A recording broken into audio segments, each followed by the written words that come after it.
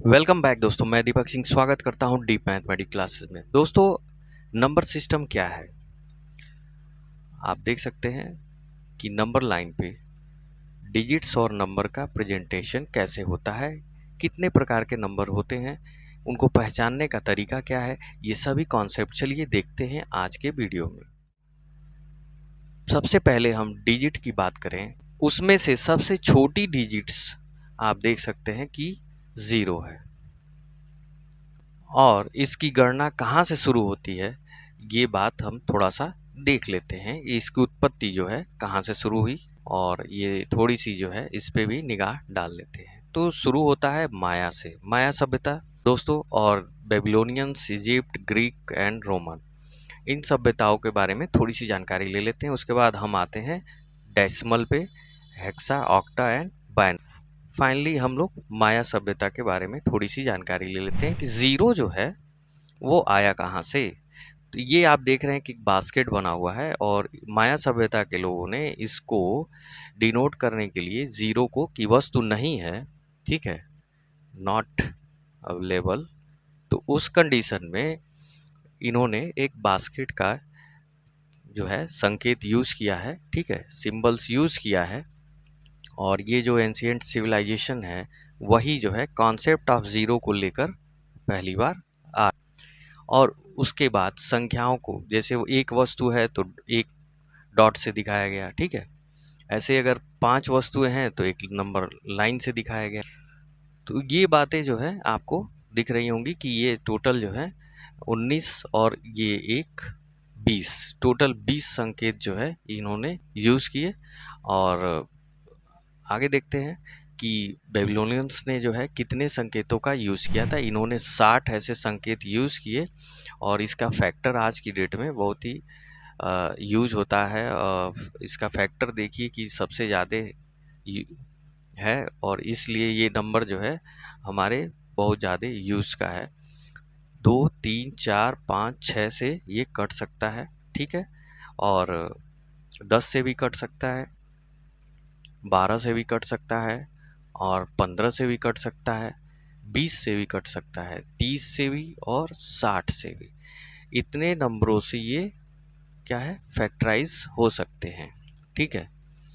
इसलिए आप देखते होंगे कि वॉच में जो है आप जो सर्किल में आप देखते हैं कि जो पार्टीशन होता है वो टोटल जो है इसमें 60, एक रिवॉल्यूशन में आप देख सकते हैं कि जो है 60 अंकों की बात की जाती है, ठीक है, चाहे वो सेकंड की हो, चाहे घंटे की हो, चाहे मिनट्स की हो, ठीक है, 60 ऐसे पार्टीशन किए जाते हैं, विभाजन किए जाते हैं। तो ये कहीं ना कहीं यहाँ से ये देखा जा सकता है कि बेबीलोनियंस जो हैं इस नंबर को क्यों यूज़ करते थे, मतलब ये इतने नंबर्स क्यों यूज़ किए जाते। बेस ऑन 10 ये आज की डेट में यूज़ होता है, ठीक है, और उनका जो बेबीलोनियंस का जो सिस्टम था वो 60 कैरेक्टर का था। और इसमें आप देख सकते हैं कि 0 की बात यहाँ पे नहीं की गई, 0 की गणना यहाँ पे नहीं हुई है, ठीक है। तो आगे देखते हैं इजिप्ट के पक्ष में क्या आता है।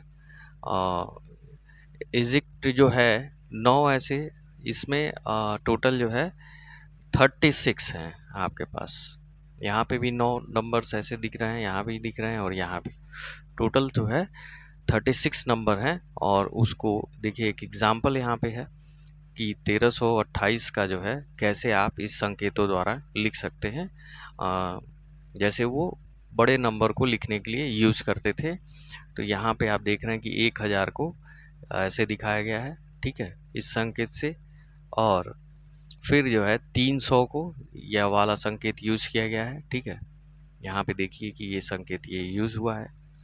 और फिर 20 के लिए जो है इस संकेत का यूज हुआ है, ठीक है, और उसके बाद 8 के लिए जो है इस डबल लाइन का यूज किया गया है, ठीक है। तो ये हो गई एक सिंपल बातें जो कि वो यूज़ करते थे अपने समय में वस्तुओं की गणना करने में। अभी यहाँ पे आप देख सकते हैं ग्रीक के बारे में। ग्रीक जो है वो भी जो है आप 27 नंबर्स ऐसे संकेत जो है कैरेक्टर यूज़ करते थे, और उससे जो है गणना करते थे। रोमन्स का जो है आज भी यूज होता है, रोमन लेटर में आपको लिखना होता है, ठीक है। तो यहाँ पे IVXLCDM, ठीक है, ये आपके 7 ऐसे संकेत हैं। यहाँ भी जीरो की बात नहीं की गई है, जीरो के लिए कोई भी संकेत नहीं यूज हुआ है। तो रोमन्स में भी हमें ये बात देखने को नहीं मिलती है कि वो जीरो डिजिट जो है केवल आपको माया में ही दिख रहा है, ठीक है। अभी आते हैं डिसमिल पे, और डिसमिल का जो है प्रोसेस क्या है, ये आज की डेट में हम यूज करते हैं दशमलव पद्धति।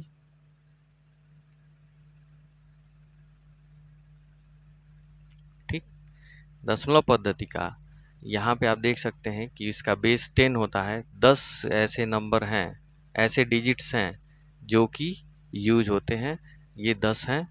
और यहाँ पे आप देख रहे हैं ऑक्टा में 8 ऐसे नंबर यूज होते हैं, ठीक है।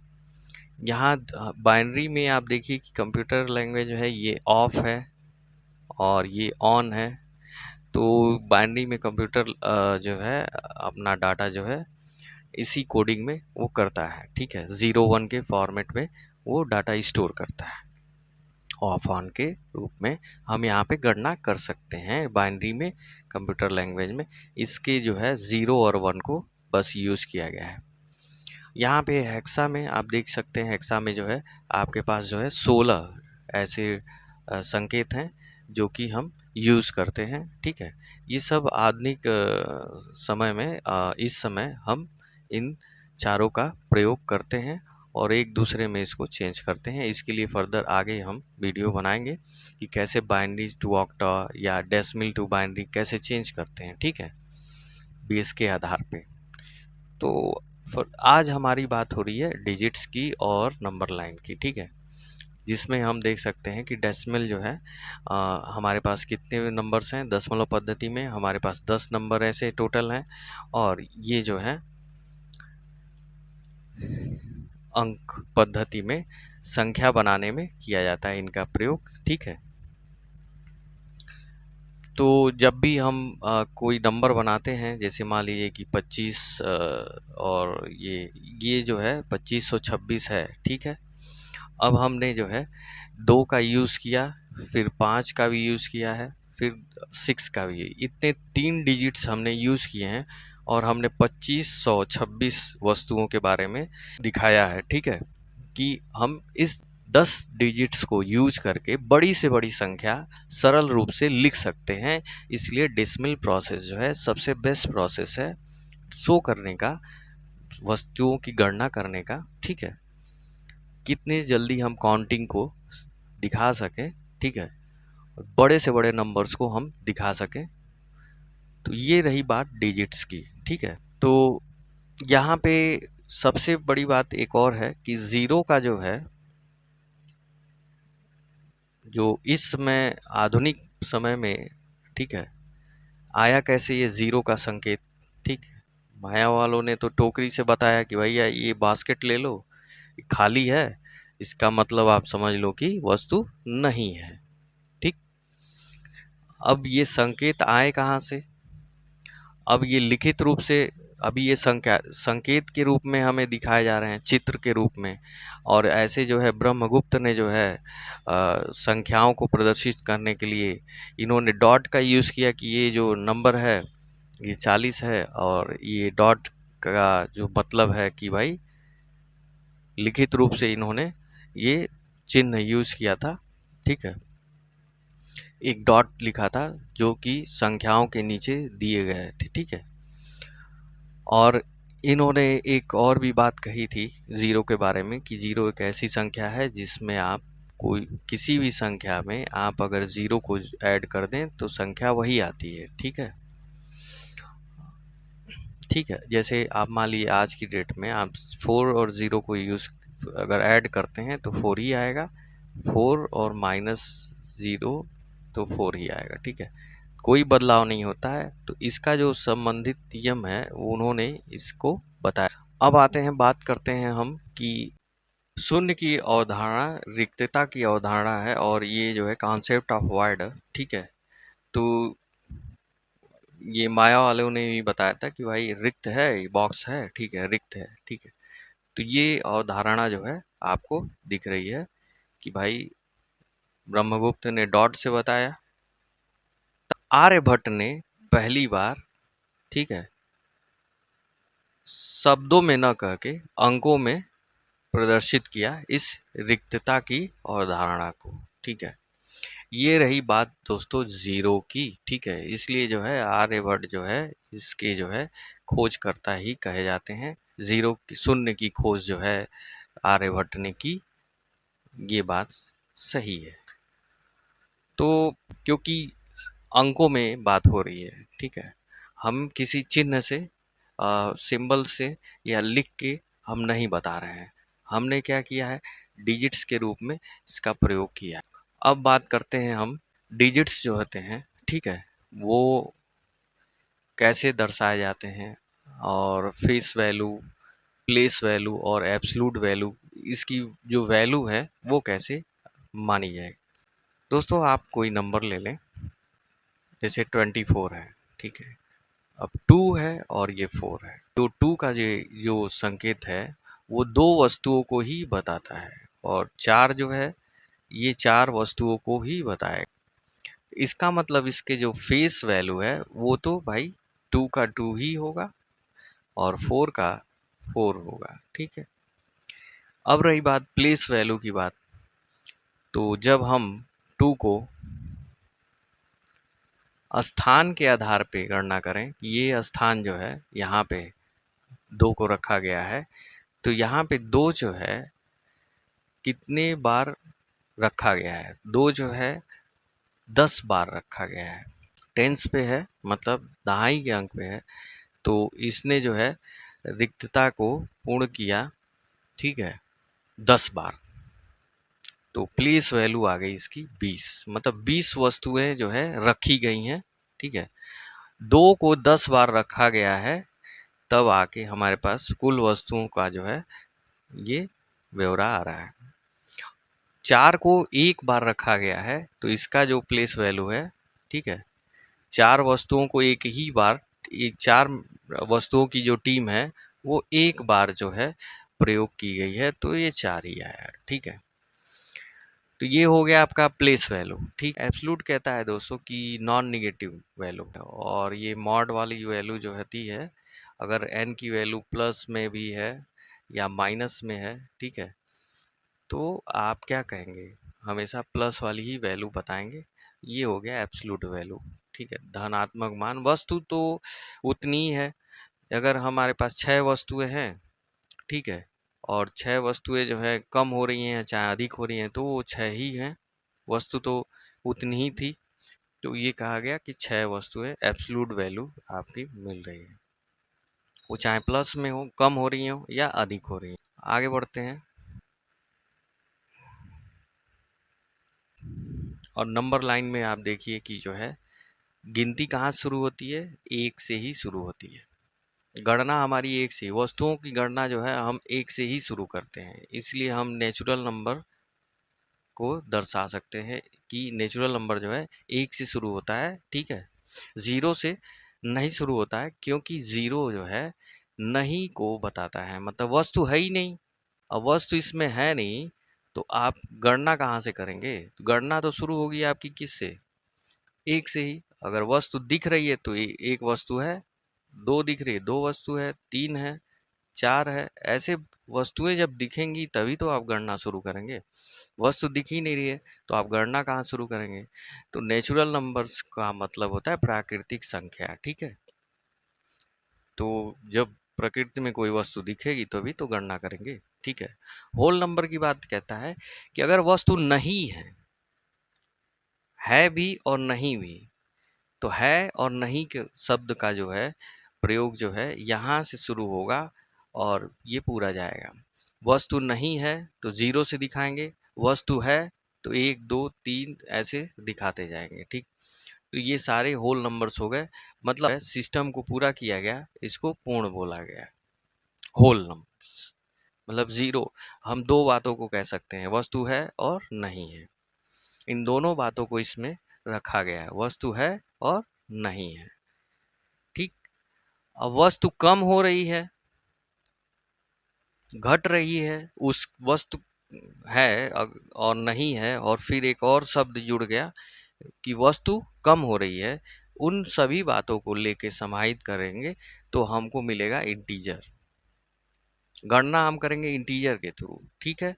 तो ये इंटीजर जो कहता है कि वस्तु है, नहीं भी है और कम भी हो रही है, ठीक है, घट रही है।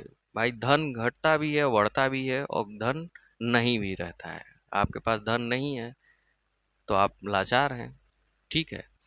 आप इंटीजर में हैं, अगर आपके पास धन है तो कम भी होगा और अधिक भी होगा, बढ़ेगा भी और घट भी सकता है, खर्च भी होगा। तो ये चीज़ें हैं जो इंटीजर्स हैं, ठीक है। इंटीजर कहता है प्लस वैल्यू भी हम लेंगे और माइनस वैल्यू भी, ठीक।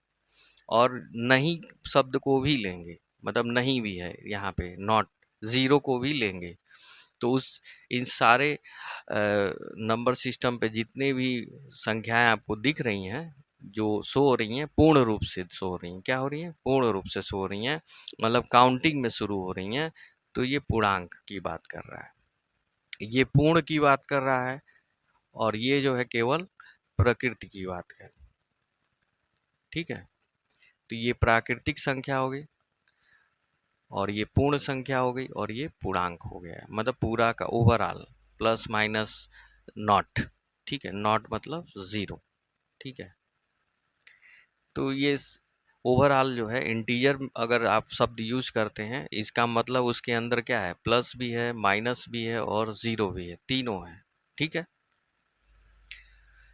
ये सारे नंबर जो आपको दिख रहे हैं ये सब इंटीजर हैं, ठीक है। अब इंटीजर से आते हैं कि ये जो पूरा सिस्टम है ये नंबर हो गया, हम कहेंगे संख्या, ठीक। अब संख्या के बारे में हम बात करेंगे कि संख्या जो है रियल भी हो सकती है और काल्पनिक भी हो सकती है। कुछ ऐसे नंबर हैं, अब लोगों ने सोचा कि इतने सारे नंबर तो खोज लिए गए, बचा क्या है हमारे पास, तो बचा कुछ नहीं है। तो फिर उन्होंने कहा कि कुछ तो नंबर ऐसे होंगे जो कि आ, खोजे जा सकते हैं, तो खोजे गए। भाई ये भी एक कोई नंबर है, वो काल्पनिक है, क्योंकि इसका मान तो हम बता नहीं पाएंगे, ठीक है, कि कितना है, कौन सी वस्तु है भाई ये, ठीक है। तो इसके बारे में तो हम बस कल्पना कर सकते हैं, लेकिन है तो गणित में ये चीज़ लिखी तो जाती है, खोजा तो गया है, ठीक है। तो इमेजिनरी की बात हम बाद में करेंगे, पहले हम बात करते हैं रियल की। जो भी नंबर सिस्टम पे दिख रहे हैं वो वास्तविक संख्याएं हैं, या जो नहीं भी दिख रहे हैं इस पे, वो छिपे हुए हैं, तो वो भी क्या है, वास्तविक संख्या है। जो इनके बीच में भी जो है पार्टीशन करके जो नंबर रखे गए हैं, पॉइंट्स, जितने ये लाइन क्या है, पॉइंट से बन के मिल के बनी है। तो पॉइंट जो होते हैं वो किसी न किसी नंबर को दिखा रहे हैं यहाँ पे, ठीक है, दशमलव में दिखा रहे होंगे। और काल्पनिक संख्या तो इस नंबर लाइन से बाहर होगी, वो कहीं यहाँ है, ठीक है। तो नंबर लाइन को छोड़ के जो भी आपको पॉइंट्स दिख रहे हैं वो क्या है आपके, ये काल्पनिक संख्या है, और जो रियल है वो इस नंबर लाइन पे है, ठीक है। तो हो गई बात रियल की, वास्तविक की। तो वास्तविक की ही बात करेंगे, क्योंकि आज के वीडियो में हम केवल रियल नंबर पे फोकस करते हैं, ठीक है। काल्पनिक में आप आयोटा को ले सकते हैं, ठीक है, आई है, आई की बात कर रहा है, ठीक है। और वास्तविक में हम कुछ ऐसे नंबर हैं जो कि बता सकते हैं कि वास्तविक हैं। पहला है परिमेय संख्या, दूसरा है अपरिमेय संख्या, ठीक है। तो अब इसके बारे में चर्चा करें। दोस्तों वास्तविक संख्या को हम परिमेय संख्या और अपरिमेय संख्या, मतलब रेशनल नंबर और इरेशनल नंबर में डिवाइड कर सकते हैं, ठीक है। वास्तविक संख्याएं जो भी इस नंबर लाइन पे हैं उनको हम दो पार्ट्स में डिवाइड कर सकते हैं। और देखिए क्या है रेशनल नंबर क्या है दोस्तों, ये रेशनल नंबर है क्या, what is a rational number. दोस्तों आप p बाई क्यू के फॉर्म में आप अगर लिख सकते हैं, मतलब ये भिन्न है, फ्रैक्शन है। p क्या होना चाहिए, इंटीजर होना चाहिए, और q भी क्या होना चाहिए, इंटीजर होना चाहिए। यहाँ पे इंटीजर है, ठीक है। आप a बाई बी या p बाई क्यू के रूप में बोल सकते हैं, ठीक। और यहाँ पे कह रहा है कि डिनोमिनेटर जो है जीरो नहीं लेना है आपको, क्या नहीं लेना है, जीरो नहीं लेना है, q not equal to zero, ठीक है। q not equal to zero, ठीक है। और सारी संख्याएं आप ले सकते हैं, ठीक। आप इसको ऐसे भी समझ सकते हैं, ठीक है, कि 1/1 ये क्या है, फ्रैक्शन है। 2/1 हम फ्रैक्शन में शो कर सकते, 3/1 भी फ्रैक्शन में शो कर सकते हैं, ठीक है। 0/1 भी फ्रैक्शन में शो कर सकते हैं, क्योंकि इसकी वैल्यू क्या आएगी, फिर से 0 ही आएगी। आप 1 से डिवाइड करेंगे 0 को तो 0 टाइम जाएगा, ठीक है। और यहाँ पे 4/1 मतलब एक फ्रैक्शन है। तो ऊपर भी आप देखिए कि 1/1 में आप देखिए ऊपर एक इंटीजर है, नीचे भी इंटीजर है, ठीक है।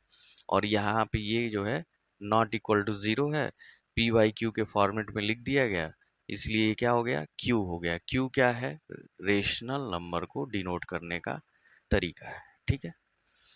तो रेशनल नंबर आप समझ गए होंगे कैसे लिखा जाता है, ठीक है। और जिसके भाग पूरा चला जाए वो क्या है, रेशनल नंबर है। डिसमिल में देखिए यहाँ पे जाके भाग कंप्लीट हो गया है, ठीक है।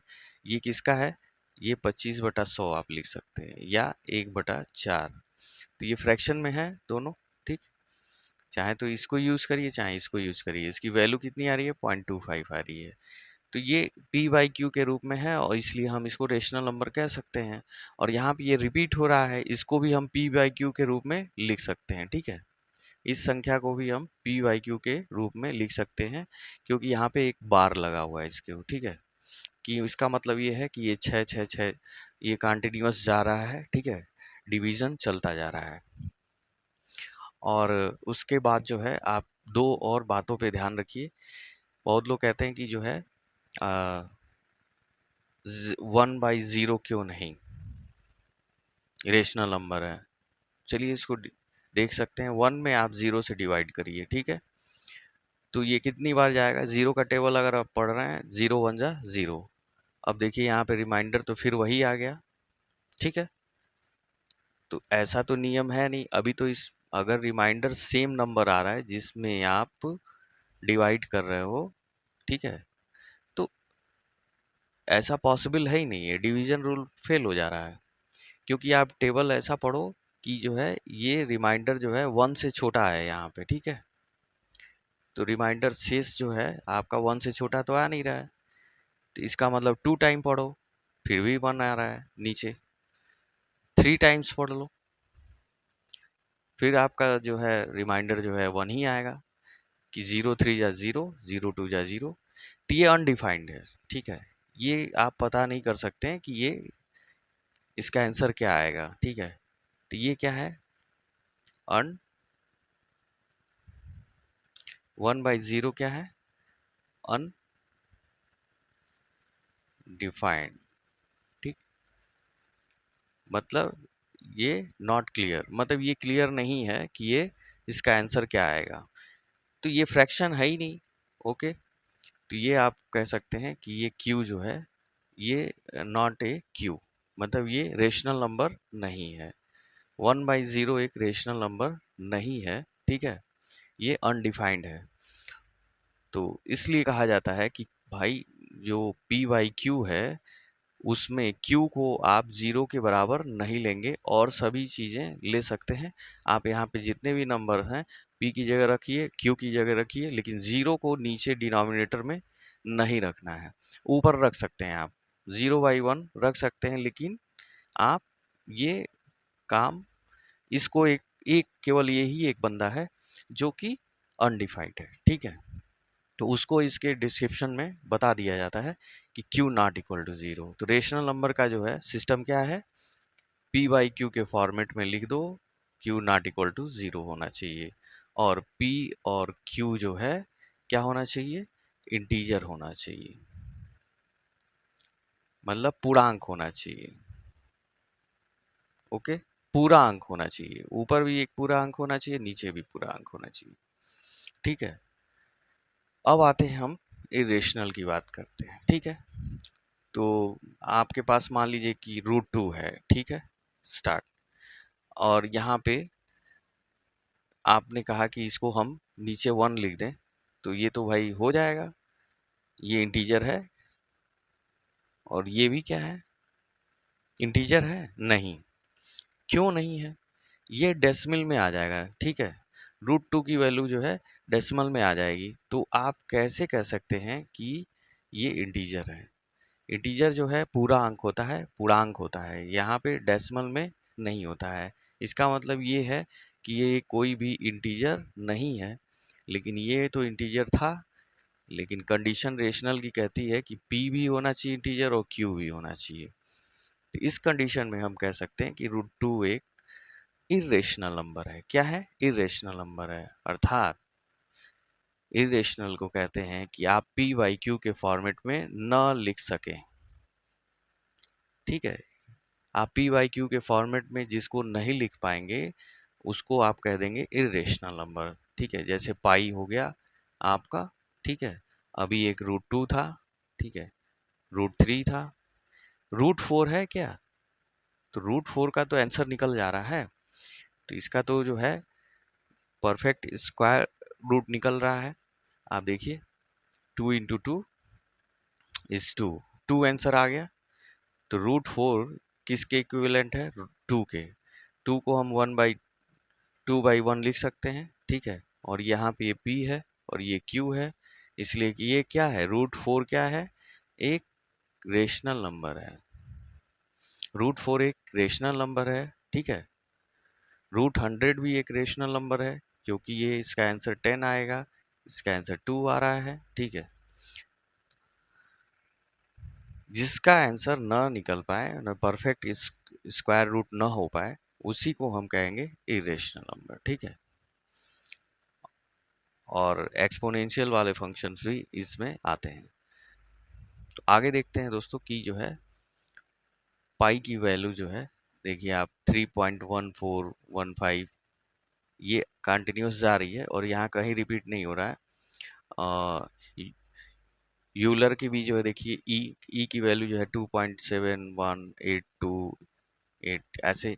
इसका जो है आप देखिए यहाँ पे जो डिसमिल के बाद जो भी नंबर है कहीं भी कोई भी रिपीट नहीं हो रहा है। इसको हम p बाई क्यू के रूप में नहीं लिख सकते हैं। ठीक है, इसको भी नहीं लिख सकते हैं p बाई क्यू के रूप में। आप p बाई क्यू के रूप में इसको भी नहीं लिख सकते हैं। तो इसका मतलब अब देखिए √2 को भी आप p बाई क्यू के रूप में नहीं लिख सकते हैं। ठीक है, any square root of a natural numbers that is not a perfect square, तो उसको हम कहेंगे irrational नंबर। ठीक है, 22/7 की बात कर लें। देखिए कुछ लोग कहते हैं कि 22/7 मतलब 22/7 क्या है? तो ऊपर आप देखिए p है, ये एक इंटीजर है, नीचे भी q है, वो भी इंटीजर है, इसलिए भाई साहब ये रेशनल होगा। तो देखिए 22/7 जो है रेशनल है और पाई क्या है? इरेशनल है। इन दोनों की वैल्यू में बहुत माइनर फर्क पड़ता है। ठीक है, और ये फ्रैक्शन के रूप में है और ये क्या है? आपका डेसिमल के फॉर्मेट में इसके आंसर आते हैं। ठीक है, और इसको हम p बाई क्यू के रूप में फिर कन्वर्ट नहीं कर पाते हैं। तो ये तो हो गई थोड़ी बहुत इसकी जानकारी। आगे देखते हैं कि जो है और भी क्या है। परिमेय संख्या को हम और भी किस रूप में लिख सकते हैं? देखिए फ्रैक्शन के रूप में तो अभी बताया था कि p बाई क्यू के रूप में रेशनल नंबर को लिख सकते हैं, और जो 1 2 3 हैं वो इंटीजर्स हैं, तो सारे रेशनल ही कहे जाएंगे। ठीक है, -1 भी रेशनल ही है। ठीक है, और इंटीजर भी है, 0 भी क्या है? इंटीजर है और रेशनल भी है, उसी ग्रुप में आ रहा है। तो इसके ग्रुप में जो है इंटीजर और फ्रैक्शन दोनों आ रहे हैं। ठीक है, और फ्रैक्शन कितने टाइप्स के होते हैं देखिए, थोड़ा सा इस पे भी नज़र डाल लें। ठीक है, फ्रैक्शन कितने टाइप्स के होते हैं? एक तो देखिए 1/2 है, ये है प्रॉपर, क्योंकि ये आपका जो है न्यूमरेटर जो है छोटा है और डिनोमिनेटर बड़ा है, तो प्रॉपर हो गया। और जस्ट इसको उल्टा कर दीजिए। ठीक है, इम्प्रॉपर मतलब ये 3/2, ऊपर का बड़ा न्यूमरेटर और नीचे का जो है डिनोमिनेटर छोटा, तो ये इम्प्रॉपर हो गया। मिक्स में क्या है? आप 1/2, ठीक है, 1/2, ये आपका मिक्स हो गया। और कॉम्प्लेक्स में आप देखिए 1+1/1+1/2 ऐसे अगर जा रहा है, तो इसको हम कह देंगे कि कॉम्प्लेक्स नंबर, और ये आएगा तो क्या? रेशनल ही। ठीक है, तो ध्यान रखिएगा, ये सब रेशनल नंबर हैं, ठीक है। फ्रैक्शन जो भी होते हैं वो क्या होते हैं, रेशनल होते हैं, ठीक है। आगे बढ़ते हैं दोस्तों, देखते हैं कि इंटीजर्स को हम कितने तरीके से लिख सकते हैं। आप देखिए इंटीजर्स के अंदर तो नेचुरल नंबर भी आता है, क्योंकि यहाँ से नेचुरल नंबर शुरू होता है 1 से और इधर जाता है, तो ये सब इंटीजर है, इसी ग्रुप में आता है। होल नंबर भी क्या होता है, 0 से स्टार्ट होता है और यहाँ तक जाता है, तो ये भी क्या है, इंटीजर में ही आता है। और उसके बाद जो है आपके निगेटिव नंबर्स भी क्या हैं, सारे आते हैं, इसलिए पूर्णांक संख्या में आपके प्लस, माइनस और ज़ीरो ये तीनों आ जाएंगे, ठीक है। आगे बढ़ते हैं, देखते हैं दोस्तों अगला क्या पॉइंट है। प्राकृतिक संख्याओं के बारे में और भी कुछ जानकारी ले लें कि इनका भी कितनी तरीके से विभाजन हो सकता है। तो इसका भी जो है आप देखिए कि जो है हम कुछ पार्टीशन कर रहे हैं, ऑड, इवन और प्राइम और कंपोजिट नंबर में और को प्राइम नंबर में। विषम संख्या, सम संख्या, भाज्य संख्या और सहअभाज्य। आइए इसकी थोड़ी सी डिटेलिंग कर लेते हैं, ठीक है।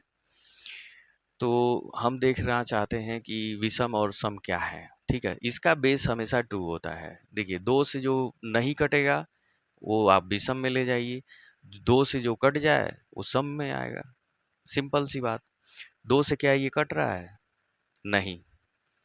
2 से ये कट रहा है, नहीं। 2 से ये कट रहा है पूरी तरह से, हाँ कट रहा है ये, ठीक है। इसको पूरी तरह से डिवाइड किया जा सकता है 2 से, इसको भी 2 से पूरी तरह से डिवाइड किया जा सकता है, इसको भी 2 से पूरी तरह से डिवाइड किया, ये भी पूरी तरह से डिवाइड हो जाएगा, ये भी हो जाएगा, ठीक। तो ये आपका जो है जो भी डिवाइड होगा वो सम में आएगा, और विषम में क्या आएगा, यहाँ पे देखिए ये खाली रहेगा, ठीक है। तो 1, 3, 5, 7, 9, 11, ठीक है। ये सारे क्या हैं आपके विषम है, ऑड है, जो 2 से डिवाइड नहीं होंगे, ठीक है। तो 2 से जो है डिविजिबल नहीं है, इसलिए हम उसको ऑड नंबर कहते हैं। 2 से डिविजिबल है तो क्या कहेंगे, इवन, ठीक। तो इवन की बात कर लेते हैं। इवन में आप देखिए 2 से डिविजिबल है, ठीक है, तो ये इवन हो गया। सभी ये 2 से डिवाइड हो जाएंगे। अब बात करते हैं दोस्तों प्राइम और कंपोजिट की, ठीक है। यहाँ पे बेस आता है आपका फैक्टर का, किसका, फैक्टर। इसके पास 2 फैक्टर मैक्सिमम और इसके पास 2 से अधिक फैक्टर, ठीक है, ग्रेटर देन 2। एफ क्या होना चाहिए, ग्रेटर देन 2 होना चाहिए, मतलब फैक्टर जो है 2 से अधिक हो और इसके पास केवल 2 हो तो उसको प्राइम कहते हैं। 2 होने चाहिए, प्राइम में क्या होने चाहिए, 2 फैक्टर होने चाहिए। तो यहाँ पे देखिए 1 के पास 2 फैक्टर है क्या, नहीं, इसके पास केवल 1 फैक्टर है, ये 1 से ही डिवाइड होगा। 2 के पास है क्या, 2 के पास 1 भी है और 2 से भी डिवाइड हो जाएगा, दोनों से डिवाइड हो जाएगा 2। तो यहाँ से शुरू होगा आपका प्राइम नंबर। 1 प्राइम नंबर नहीं है, ध्यान रखिएगा, ठीक। और 3 क्या प्राइम नंबर है, चेक कर लीजिए। 3 के पास 1 भी है और 2 भी है, इसलिए देखिए यहाँ पे 2 फैक्टर हैं आपके पास, इसके पास भी 2 फैक्टर हैं, इसके पास भी 2 फैक्टर हैं। 4 के पास क्या है, 4 के पास आप देखिए कि जो है 1 से भी डिवाइड हो जाएगा, 2 से भी हो जाएगा और 4 से भी हो जाएगा। यहाँ 3 की बात आ गई भाई, तो ये तो इस ग्रुप में चला गया, ठीक है, मतलब ये कंपोजिट नंबर है, ध्यान रखिएगा। तो 2 से अधिक फैक्टर होंगे तो कंपोजिट हो जाएगा, और 2 के बराबर फैक्टर होंगे तो क्या होगा, प्राइम होगा, ठीक। तो यहाँ पे आप ध्यान दीजिए कि प्राइम नंबर्स जो हैं यहाँ से शुरू होते हैं 2 से, 3, 5, 7, 11, ठीक है। 9 क्यों नहीं होता है, 9 के पास देखिए 1 भी है, 3 से भी डिवाइड हो जाएगा और 9 से भी, यहाँ पे 3 का फैक्टर आ गया, ये इस ग्रुप में चला जाएगा कंपोजिट में, ठीक है। तो मुझे लगता है कि आपको अच्छे से समझ में आ रहा होगा, ठीक है। तो यहाँ पे फैक्टर बेस है और यहाँ पे 2 बेस है, तो ये दोनों बातें आप ध्यान दिए। यहाँ पे केवल 2 फैक्टर होने चाहिए और यहाँ पे क्या होने चाहिए, 2 से अधिक फैक्टर होने चाहिए, ग्रेटर देन 2। एफ क्या होना चाहिए, ग्रेटर देन 2 होने चाहिए। एफ क्या होने चाहिए, 2 के इक्वल होने चाहिए यहाँ पे, ठीक है। और 2 फैक्टर होने चाहिए, इसमें 2 से अधिक होने चाहिए। कंपोजिट नंबर्स जो हैं 4 से शुरू होते हैं, ठीक है।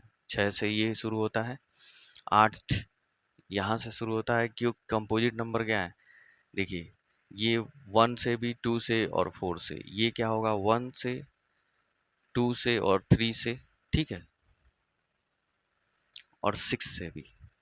ये किससे होगा, 1 से, 2, 4 और 8। तो ये कंपोजिट नंबर हो गए, ठीक है। ये सारे कंपोजिट नंबर हो गए और 4 से शुरू होता है, ठीक है। 3 के पास जो है केवल 1 और 3 होता है। अब आते हैं हम को प्राइम पे, ठीक है। को प्राइम में क्या है, n1 और n2 दो नंबर्स होने चाहिए, ठीक है।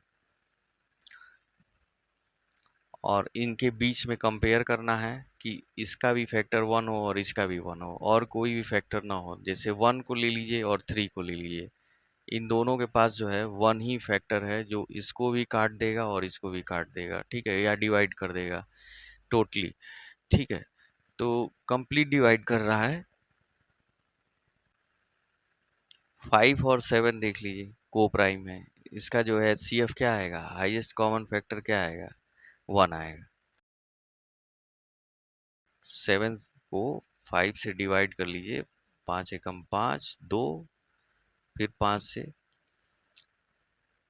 ठीक है। तो ये 2 दूना 4, 1, देखिए